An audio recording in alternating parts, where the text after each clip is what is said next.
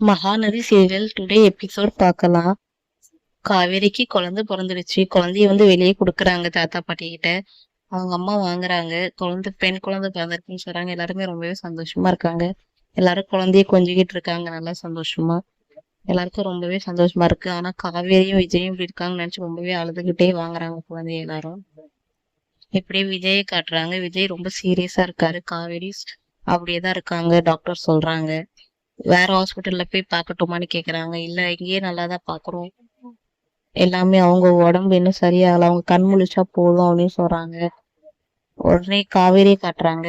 Nurse கிட்ட குழந்தைய காவேரி கிட்ட காட்டணும். காவேரி ஒரு டைம் பார்க்கணும் அப்படின்னு அவங்க அம்மா கேக்குறாங்க. சரிம்மா பாத்துட்டு வாங்கன்னு சொல்றாங்க.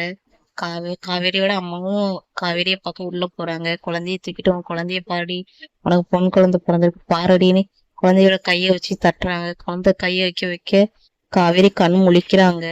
காவேரி கண் முழிச்சதுமே யாருமா நீங்கெல்லாம் அப்பா எங்கம்மா, இது யாரு குழந்தைமான்னு கேக்குறாங்க.